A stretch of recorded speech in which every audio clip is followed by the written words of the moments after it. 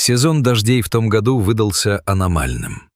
Река, которую местные называли «спящей коброй», проснулась с яростью, сметая на своем пути вековые деревья и хижины прибрежных деревень. Максим в составе патруля возвращался на базу, когда грузовик заглох у самого края размытой дороги. Пока сослуживцы возились с мотором, Макс отошел к обрыву, чтобы перекурить. Именно тогда он услышал этот звук. Это не был рев хищника, к которому они привыкли по ночам. Это был хриплый, захлебывающийся стон, полный животного отчаяния.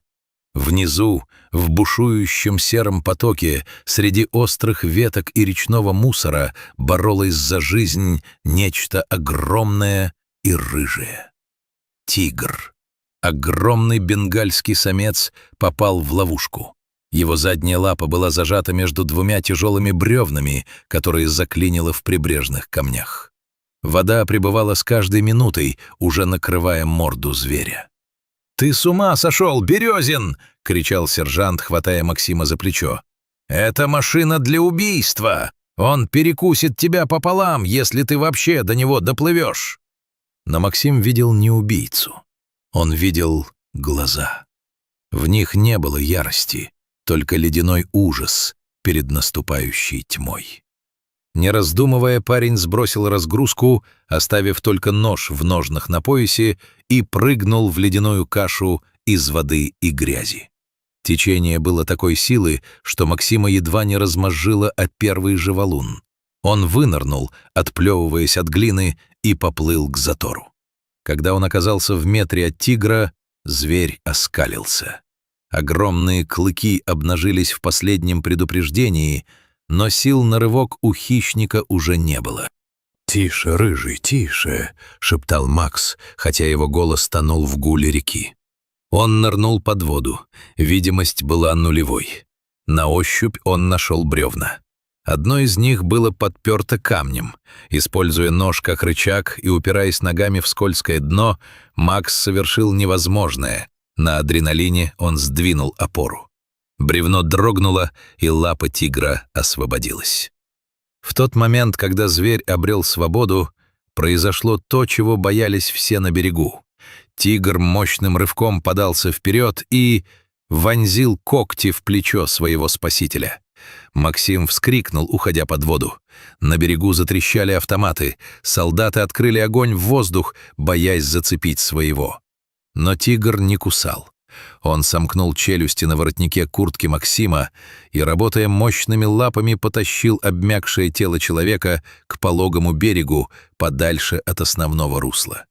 Когда они выбрались на сушу, оба рухнули в грязь.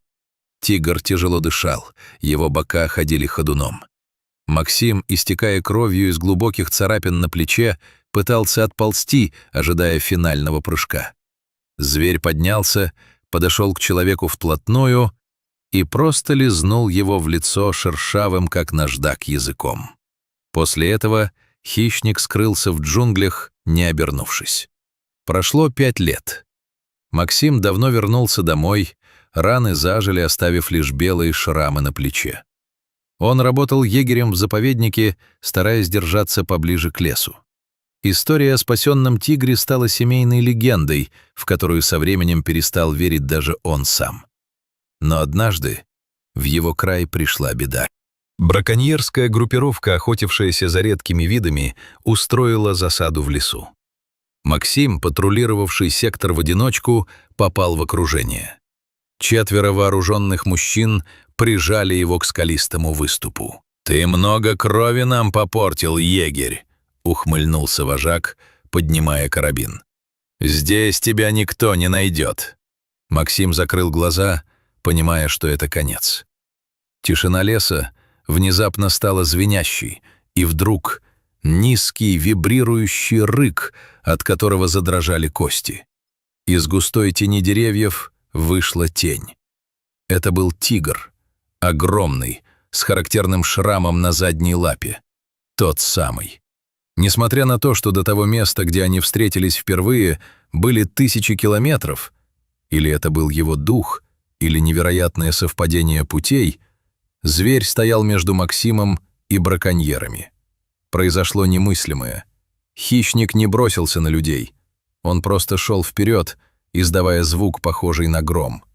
Браконьеры, парализованные первобытным страхом, побросали оружие и бросились в рассыпную. В лесу тигр — это не просто животное, это судья. Когда лес снова опустел, тигр повернулся к Максиму. Они стояли друг против друга несколько минут. Человек и зверь. Спаситель и спасенный. «Природа не забывает доброты», — подумал Максим. «У нее просто своя математика долгов».